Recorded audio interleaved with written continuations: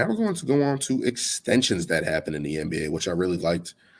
Two big moves from two small markets here. Tyrese Haliburton signing 5 years up to $260 million, obviously with incentives and bonuses and stuff like that. But Indiana spending money on their guy right now. In Tyrese Haliburton, again, liked him when he was in college. Came out, people were complaining about his shot, thinking that he's not going to be able to shoot it. And guess what?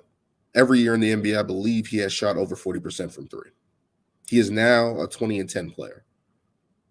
And I believe he gets 2 steals a game, roughly around there.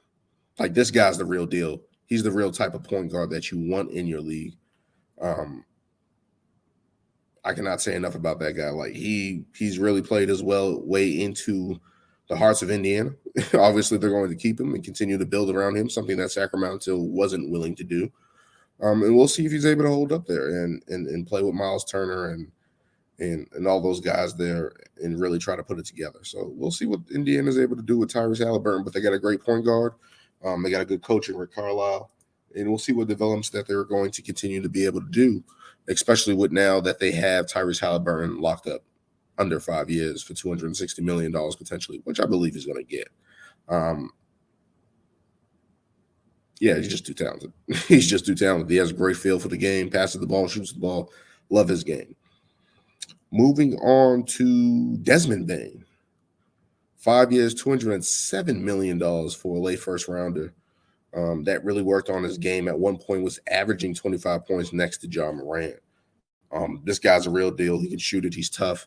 And you just got to respect what the Grizzlies are doing, continuing to try to put together this roster right now.